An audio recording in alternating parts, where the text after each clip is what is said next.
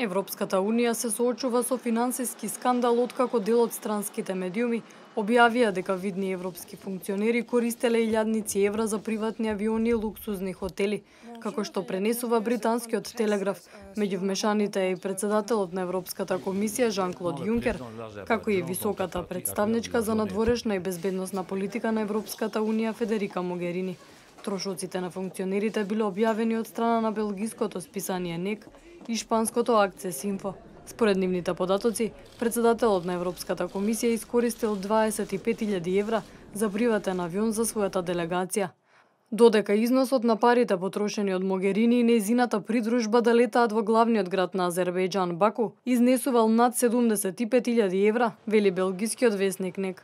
Во меѓувреме од Европската комисија истакнаа дека трошоците биле во рамките на регулативите на Унијата, а портпаролот на комисијата Мина Андреева изјави дека во моментот немало комерцијален лет кој бил во согласност со агендата на Јункер.